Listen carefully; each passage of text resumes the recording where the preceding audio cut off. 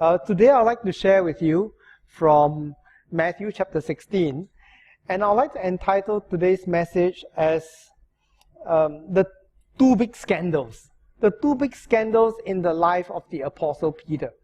Now, what is a scandal? Well, in today's world, if you talk about a scandal, you might be talking about some inappropriate action by some politicians, and so it becomes a big scandal. The core of the idea of scandal is something that breaks the support of or the relationship of two parties. So if a politician previously had support, something happens, there's a big scandal, he's afraid that his supporters might disappear. People who vote for him might be reduced. Now this word, however, is translated in the Bible as stumbling block. Interestingly, the word stumbling block and the word scandal actually comes from the same Greek word, scandalizo. A stumbling block is something that you trip over, something that trips you up. See, if you are walking along the road and there is an unexpected piece of stone there, you kick over it, you trip up and you fall. Or you might not fall, you stumble. But anything that trips you up is considered a stumbling block or considered something that scandalizes, from the original Greek word. Now, something that trips you up need not necessarily be bad. Something that trips you up might be your own fault. For example, if you are walking along a path and there is a curb, you are wandering off the path and you kick the curb.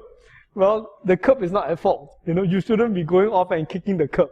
So anything that trips you up, whether it should trip you up or not, is considered a stumbling block.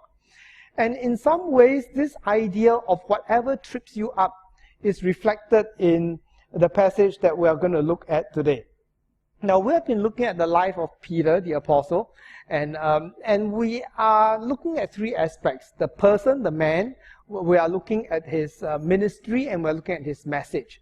So we were looking at his message last week, and today we are going to toggle to the man, meaning what were Peter's experiences, the apostle Peter, and how did those experiences develop him along the way. Now, first of all, let's turn our attention to Matthew 16. Matthew 16, I'll read a few verses to you.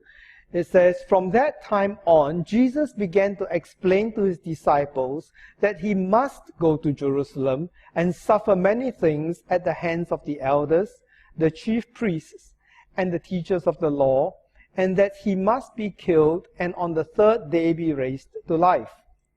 Peter took him aside and began to rebuke him. "Never, Lord," he said, "this shall never happen to you." Jesus turned and said to Peter, "Get behind me, Satan. You are a stumbling block to me. You do not have in mind the concerns of God, but merely human concerns." Then Jesus said to his disciples, "Whoever wants to be my disciple must deny themselves and take up their cross and follow me." Now this is a rather unusual passage, a rather strange passage. What was happening here? Well, Jesus was explaining to his disciples the things that were to come about. Now today we look back at the events of Jesus dying on the cross and rising again the third day as events of the past and history and something quite expected. But it wasn't quite so expected during that time. They were expecting a king of some sort to come about. The Messiah basically means a king. To come about and to rule and to extend their national pride and victory. And then when Jesus explains that he is to suffer many things at the hands of the elders, the chief priests, and the teachers of the law, and he must be killed, it just didn't sound right to Peter. Just didn't sound right that Jesus should be killed and on the third day be raised to life. In fact, the disciples in another passage were debating among themselves, what does it mean to die and to come back to life 3 days later? It must be some kind of a metaphor or some kind of a figurative speech or something like that, It's just not possible for a person to die and to come back to life. Now, whatever it was, it just didn't sound right. And so Peter took him aside and began to rebuke him. He started protesting loudly that this should not be. He said, "Lord, this shall never happen to you." And Jesus turned around and said to him, "You are a stumbling block." Now, this is the same word as we were talking about the word scandal. This is a scandal to me. You do not have in mind the concerns of God, but merely human concerns. In order to understand this, we go a little bit to the earlier passage where it says, when Jesus came to the region of Caesarea Philippi, he asked his disciples, "Who do people say the Son of Man is?" Son of Man meaning Jesus himself. They replied, "Some say John the Baptist, others say Elijah, and still others Jeremiah or one of the prophets." "But what about you?" he asked. "What do you say? Who do you say I am?" Simon Peter answered, "You are the Messiah, the Son of the living God." Jesus replied, "Blessed are you, Simon, son of Jonah, for this was not revealed to you by flesh and blood, but by my Father in heaven." So here, there was this wonderful recognition by Peter. Peter realizes who Jesus really is, that you are the Messiah, the one chosen by God to deliver us, God's Savior for the world. And so Jesus had just praised Peter, voila, this is exactly right. And then, one moment later, he's calling Peter Satan. Satan, get behind me. So, what's happening here? What's happening in this situation? Well, Peter had many wrong ideas about who the Messiah was and what he ought to be. And so, Jesus had to forcefully correct him.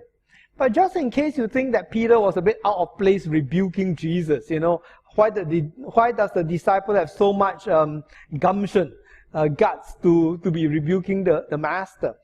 Well, this is because the Jews understand the Messiah, when he comes, is going to be the king. Now, if you have watched any ancient Chinese serial movies or whatever, you'll know what the king is like. The king's word is absolute. Whatever he says is final. Nobody can argue or dispute it. And normally, he has his courtiers in front of him. His minister of finance or war or field marshal or prime minister or advisor or whatever. And when he speaks, hardly anybody dares to contradict. Everybody just keeps quiet because he's the king, right? But who speaks up? Their representative is usually the prime minister. The prime minister is the one who speaks up. He's the one who objects to the king. And in a certain sense, that was Peter's role. Peter's role was supposed to be the spokesman for all the disciples. And this is why many times you find Peter saying things, and there's a lot of conversation recorded by Peter. And sometimes people mistakenly say that because Peter was very vocal, well, it's partly true, or that he always says wrong things. Actually, what Peter says represents what everybody else is saying. Okay? He was the lead disciple and he was in that role. And so he is supposed to guard the interest of the king. So if you were to watch all these ancient Chinese shows, right? The king says something or has a plan, and that plan is not good. The plan is bad for the king or for the country. Then it is the duty of the prime minister to stand up and say, "Oh king, we respect you, we love you, but this is not right. You really mustn't do this." Okay? And that was Peter running and playing this role. Peter was saying, "Jesus, you cannot do this. You are a Messiah. Why do you say that you will suffer under these people? Why do you say that you'll be killed and then you'll be raised from the dead?" Well, so Peter was playing that role as the prime minister within the court of the king. And Jesus was that king who was supposed to make that final pronouncement or to put out that laying out his plans for his disciples. In Peter's mind, this is a wimpy king. How can you be a king that loses out to all these people? I mean, just ask God to come down and judge all these folks and just wipe them out. Why are you behaving in such a timid way? You cannot be so timid as a king. This was Peter's big challenge. This was Peter's big scandal. Meaning that it is something that threatens Peter's relationship with Jesus. He says, "Jesus, I cannot accept this." And later in his letter, he explains what he was going through. He said this in 1 Peter chapter 2. Later, after Jesus died and rose from the dead and all that, he said this, "See, I lay a stone in Zion, a chosen and precious cornerstone, and the one who trusts in him will never be put to shame. Now to you who believe, this stone is precious, but to those who do not believe, the stone the builders rejected has become the cornerstone, a stone that causes people to stumble and a rock that makes them fall. They stumble because they disobey the message." And Peter was recounting those days when Jesus was telling him that he is going to die and rise from the dead. And he says, this is something that causes people to stumble. This is a message that is so difficult for people to accept. How can you claim to be a king and yet be crucified? It's just impossible for us to reconcile that in our minds. So there were two stumbling blocks in the brief episode between Jesus and Peter. Peter is saying, Jesus, what you are saying is a stumbling block to me. I cannot take it. So you must not suffer. And Jesus says, Peter, what you are saying is a stumbling block to me because I must suffer. Okay. The path that I'm about to take is difficult enough without your discouraging me. So you must not discourage me. This is the path that I have to take. And this is why I call it two scandals. The two big scandals in the life of Peter.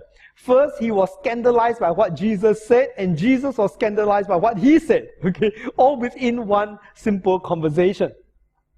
Now, and it is the same problem that, in fact, John the Baptist had with Jesus. You see, John the Baptist was the one who said, Jesus is the Messiah, he's the king, go follow him. And then John the Baptist got thrown into prison. And there he was, languishing in prison, twiddling his thumbs, waiting for Jesus to rescue him, and Jesus didn't do anything.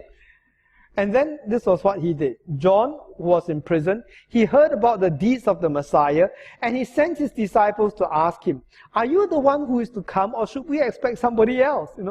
Jesus, I thought you're going to be the Messiah. I proclaim you as the Messiah, but I'm sitting here in prison, kind of rotting here. Aren't you going to help me out a little bit?